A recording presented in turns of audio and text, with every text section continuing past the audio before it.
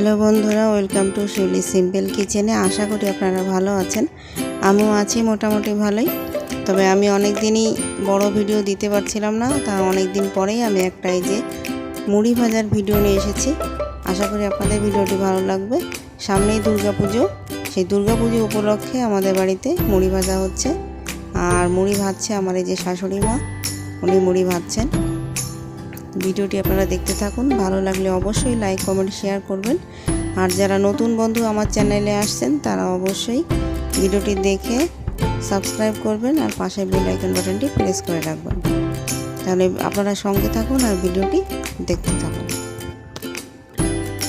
বন্ধুরা, মুড়ি ভাজা কিছুক্ষণ আগে শুরু হয়েছে, আর তার মধ্যে 2-3 বার চাল দিয়ে মুড়ি ভাজা হয়েছে। সেটাই ওই যে গামলায় রাখা হয়েছে, আবার ওই যে চাল দিয়ে ভাজা হচ্ছে।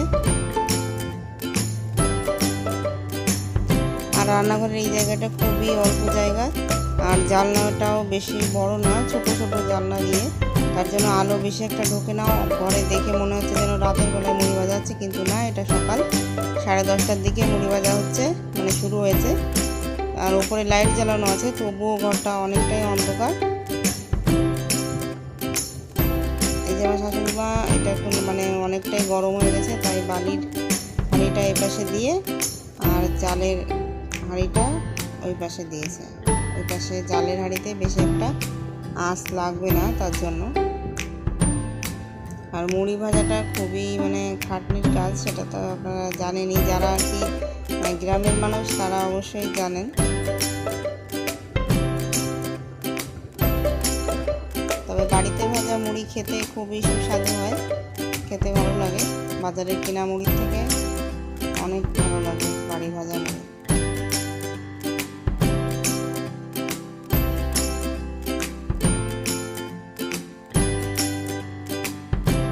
এই যে বন্ধুরা দেখুন, চালটা ভাজা হয়ে গেছে। তারপর এই চালটা বালির হাঁড়ির মধ্যে দেওয়া হলো। এবার হাঁড়িটা ঝাঁকানো হবে। আমার বাপের বাড়িতে মুড়ি কিনেই খায়, এভাবে ভাজে না। আর শ্বশুরবাড়িতে এসে আমি এই ভাজা মুড়ি পেয়েছি। শাশুড়ি মাই ভাজে। এই মুড়ি নাড়ার সময় আমি বলেছিলাম যে আমি কি নেড়ে দেবো, তা আমাকে মা বললো যে না, তোমার করতে হবে না। এই যে দেখুন বন্ধুরা, কত সুন্দর মুড়ি হচ্ছে।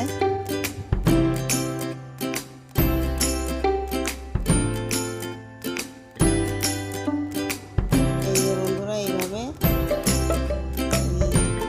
কৌটায় করে চাল মেপে নিয়ে দিয়ে তারপর মুড়ি ভাজা হচ্ছে। চালটাকে প্রথমে ভেজে নিতে হবে ভালো করে, আর তার মধ্যে দেওয়া হয় যে লবণ জল দিয়ে এবার চালটাকে নেড়ে নেড়ে ভেজে নিতে হবে। চালটা কম আছে, কিছুটা সময় নিয়ে নিয়েই ভাজতে হয়। তারপর ভাজা হলে বালির হাঁড়ির মধ্যে দিয়ে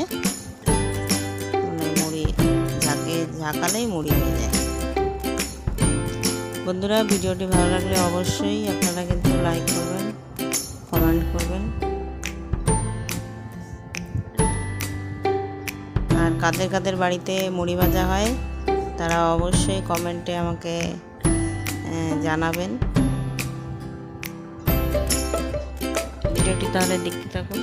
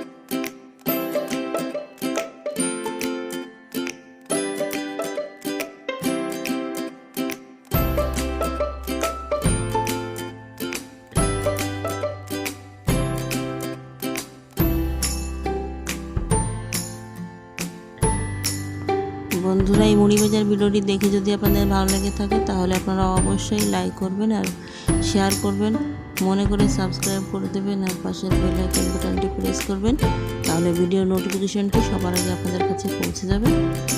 ভিডিওটি দেখার জন্য ধন্যবাদ।